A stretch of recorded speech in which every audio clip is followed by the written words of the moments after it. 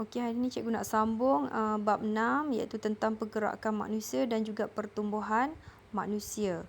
Okey, dalam pergerakan manusia ni dia melibatkan sistem rangka dan juga sistem otot. Kedua-dua ini berlaku serentak baru kita boleh melakukan sebarang pergerakan.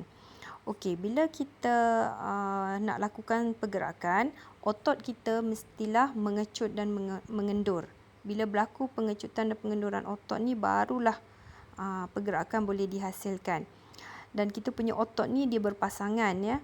Dan kalau satu otot kita mengecut, satu lagi dia akan mengendur. Dan proses ini dia tak boleh berlaku dua-dua tu mengecut atau dua-dua mengendur.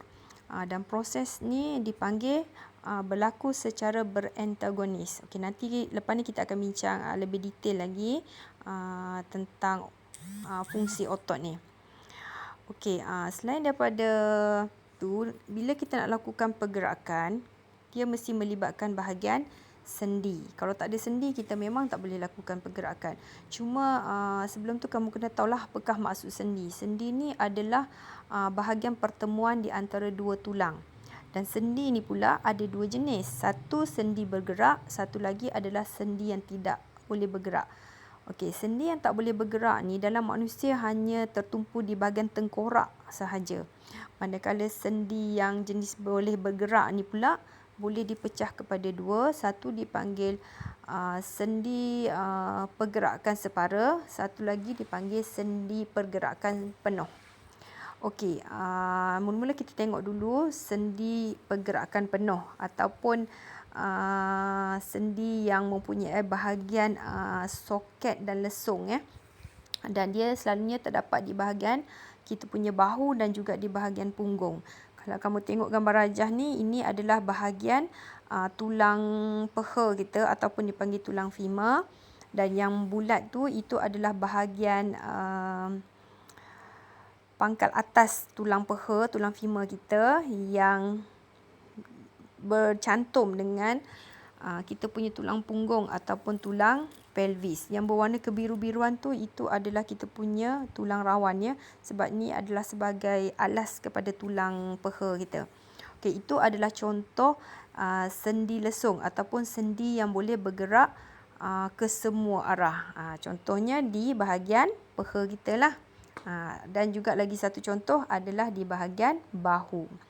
Okey, untuk sendi yang pergerakan separa ni, contohnya adalah sendi-sendi yang terdapat di bahagian kita punya siku, lutut, jari-jari kaki dan juga jari tangan. Okey, contohnya kamu tengok gambar rajah ni, ini adalah gambar rajah kita punya sendi pada bahagian siku. Ini adalah contoh sendi ensel. Dan pergerakan dia adalah separa sahaja. Dia tak boleh bergerak ke semua arah. Okey, seterusnya kita nak tengok lebih detail lagi. Yang cikgu dah terang tadi di peringkat awal tadi, bila nak bergerak dia mesti melibatkan kita punya sistem rangka ataupun sistem tulang dan juga sistem otot. Okey, tadi cikgu dah ada sebut dan kita punya otot ni berpasangan. Contohnya pasangan di antara otot bicep dengan otot tricep. Dan dia kalau satu mengecut, satu lagi dia mesti mengendur. Dia tak boleh dua-dua mengecut ataupun dua-dua mengendur. Salah satu mesti mengecut, salah satu mesti mengendur. Kita tengok yang A dahulu, yang sebelah kiri tu. Bila kita luruskan tangan kita, otot bicep akan mengendur. Manakala otot tricep akan mengecut. Barulah tangan kita boleh diluruskan.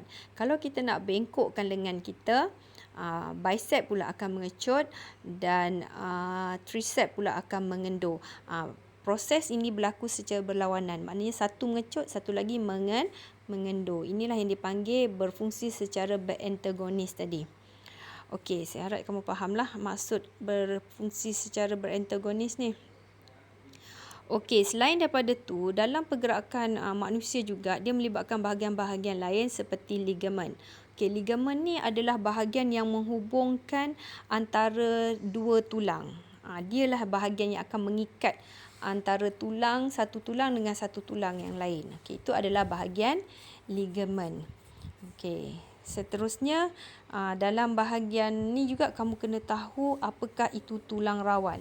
Tulang rawan ni adalah tulang yang dia lebih lembut berbandingan tulang biasa, dan dia untuk menyerap hentakan, ataupun cakap senang dia semacam kita punya cushion lah untuk kita punya tulang, supaya bila kita lakukan pergerakan kita tak akan rasa sakit, sebab tulang rawan ni lah sebagai penyerap hentakan.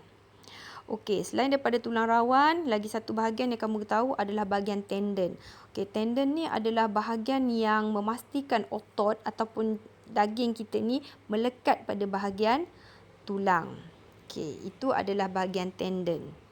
Okey, jadi selain daripada tulang rawan, tendon, ligamen, kamu juga kena tahu lagi satu istilah yang dipanggil cecair ataupun bendalih synovial. Okey, apakah peranan bendalih ini? Adalah untuk melicinkan sendi daripada geseran yang berlaku. Okey, kalau tak kita akan rasa kita punya sendi ni rasa sakit sekiranya kita tak ada bahagian bendalih ni ataupun pelincir pada sendi ni.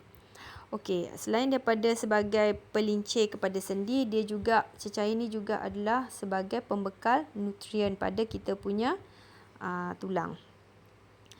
Okey, kalau kamu tengok gambar rajah ni, kamu nampak tak bahagian ligamen? Tadi cikgu dah cakap, ligamen adalah bahagian yang mengikat di antara dua tulang yang bersebelahan.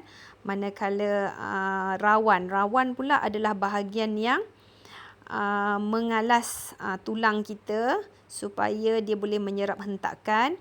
Manakala ruang di antara rawan tu ada sejenis bendalih synovial, inilah bahagian pelincir kita supaya dia tak menyebabkan geseran yang terlalu kuat, supaya dia boleh mengurangkan geseran lah di antara rawan kita tu. Itu adalah secara umum lah bahagian-bahagian cikgu dah sebut tadi, di mana ligamen, di mana rawan dan juga bendalih synovial tu. Okey, tu struktur sendi. Okey, sekarang ni kita nak bincang pula tentang apakah masalah yang berkaitan dengan sendi dan otot yang mungkin pernah berlaku pada diri kita.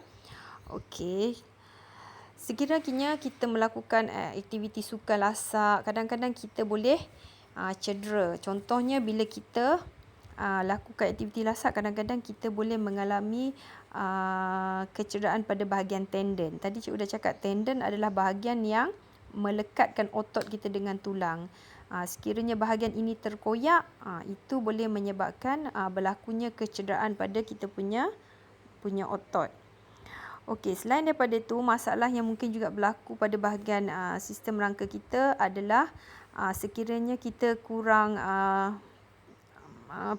zat lah, contohnya kalsium, fosforus, besi. Ini adalah nutrien-nutrien diperlukan untuk mendapatkan tulang ataupun rangka yang kuat dan sihat. Okey, selain daripada tu, kamu mungkin juga akan mengalami masalah kekejangan. Selalunya kekejangan otot ni berlaku apabila kita tidak melakukan aktiviti pemanasan badan. Contohnya bila kita nak bersukan, kita kena lakukan proses pemanasan badan supaya kita punya otot tidak berlaku kekejangan. Okey, selain daripada pemanasan badan, kadang-kadang kekejangan otot ni juga adalah berpunca daripada kekurangan mineral dalam badan. Mungkin kamu dah dehidrasi lah, mungkin dah kekurangan air dalam badan. Sebab tu kita kena minum air yang bermineral untuk mengelakkan proses kekejangan otot ataupun kita cakap cramp tu kan. Okey, selain daripada masalah kejang otot, tendon koyak, dan juga ada lagi satu proses adalah proses osteoporosis. Ini adalah proses di mana berlaku pada warga emas. Ini adalah disebabkan oleh bila dia dah meningkat usia lah, sebab dia ada kaitan dengan hormon. Selalunya orang-orang perempuan terutamanya, yang warga emas perempuan ni, kalau dia dah kekurangan hormon dalam badannya ataupun dia dah mengalami pupus dia punya haid tu, selalunya dia akan mengalami proses osteoporosis, ataupun cakap senang dia, tulang dia mudah mereput. Mudah reput. Itu osteoporosis. Selain daripada masalah osteoporosis, selalunya juga yang berkaitan dengan kita punya sistem rangka ni adalah yang dipanggil penyakit arthritis. Okey, apa dia arthritis? Arthritis ni adalah masalah radang yang berlaku pada bahagian sendi. Dan tadi kita dah cakap dah bincang dah, sendi kita ni dia ada rawan. Lepas tu dia ada cecair pelincir tadi kan. Bagi orang yang mengalami arthritis, selalunya asalnya orang-orang warga tua lah. Selalunya disebabkan oleh bahagian rawan tulang dia tu dah terlalu haus. Bila dah terlalu haus, itu yang menyebabkan dia terkena arthritis, ataupun dia punya bahagian pelincir tadi sudah berkurangan. Jadi dia akan kena ambil rawatan lah untuk mengurangkan kesakitan dia tu.